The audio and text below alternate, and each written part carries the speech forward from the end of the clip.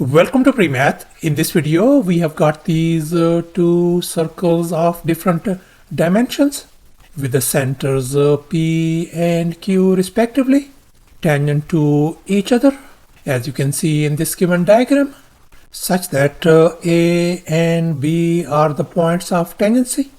And moreover, this segment BQ length is being represented by X. In other words, the radius of this large circle is X, and furthermore, this perpendicular PC length is X as well. And now our task is to find the ratio of the areas of these two circles. In other words, the ratio of the large circle area and the area of the small circle. Please don't forget to give a thumbs up and subscribe. And please keep in mind that this figure may not be 100% true to the scale. Let's go ahead and get started, and let's focus on this large circle. We can see the radius of this circle is X. And I'm going to label the radius of this small circle as lowercase r. And now in this next step, I'm going to connect these points P and A, as you can see in this next step. And now let's make an observation. We can see that this AP is the radius of this small circle. So I'm going to label this one as lowercase r. And now let's recall the circle theorem. According to this theorem, the angle between the radius and the tangent line will always be exactly 90 degrees. So no wonder these angles are going to be 90 degrees each, since these are our radii and this is our tangent line. And now let's make an observation. We can see that this segment BC length equal to this segment AP length. We know this AP length is lowercase r, so therefore BC length is going to be lowercase r as well.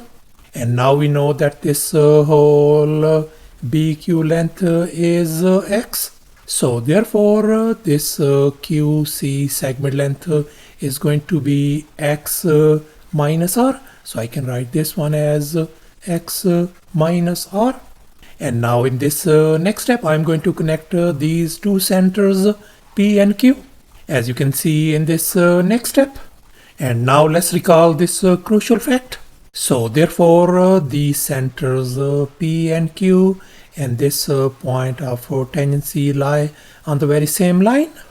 And now let's make an observation. We can see that this is the radius of this large circle, and we know the radius is X, so this length is X, and the radius of this small circle is lowercase r.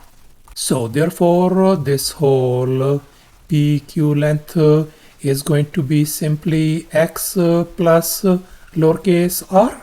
And now we are going to focus on this right triangle PCQ, and we are going to apply the Pythagorean theorem on this triangle. And here's the Pythagorean theorem. A square plus b square equal to c square. In our case, our hypotenuse is x plus r, whereas our two other legs are x and x minus r. Let's go ahead and fill in the blanks in this Pythagorean formula. So we got x square plus x minus r square is going to be equal to x plus r whole square. And now let's recall this famous identity. A minus b whole square could be written as a square minus 2ab plus b square. We are going to apply this identity on this binomial on the left hand side. And likewise, let's recall this another identity. A plus b whole square could be written as a square plus 2 times ab plus b square. And we are going to apply this identity on this binomial on the right hand side.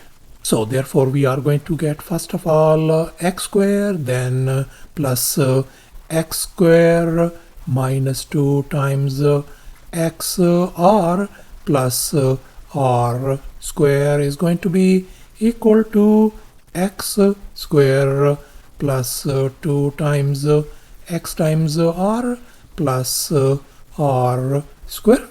And now we can see this r square and this r square is gone. Likewise, this x square and x square is gone as well. So therefore we are ended up with x square minus 2 times x r equals to 2 times x r.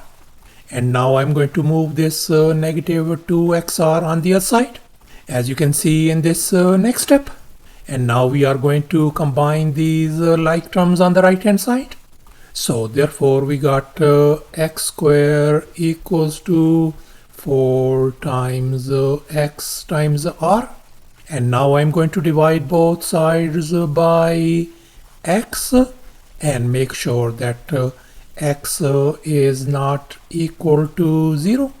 So therefore we are ended up with x equals to 4 times r. So thus we conclude that the radius of this large circle is going to be equal to 4 times the radius of the small circle. And now we are going to calculate the area of the large circle first. And now let's recall the area of a circle formula. Area is always equal to pi r square, where lowercase r is the radius. So therefore this large circle area is going to be pi times our radius is 4 times lowercase r. So I'm going to write down 4 times r whole square.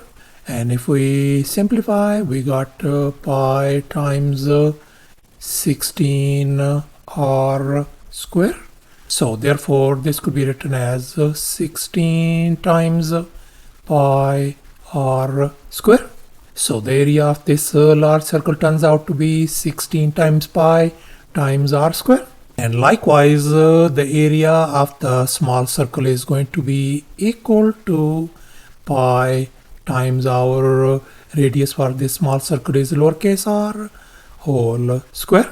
And here's our final step. Now we are going to calculate the ratio of the areas of these two circles. In other words, we are going to substitute this large circle area, and likewise we are going to substitute the small circle area as well. So therefore we can see our large circle area is 16 times pi r square divided by the area of the small circle is pi times r square. And now we can see this pi and pi is gone, r square and r square is gone as well. So therefore their area ratio turns out to be equal to 16. So thus after all the calculations and manipulations, the large circle area divided by the small circle area turns out to be 16. And that's our final answer. Thanks for watching, and please don't forget to subscribe to my channel for more exciting videos. Bye.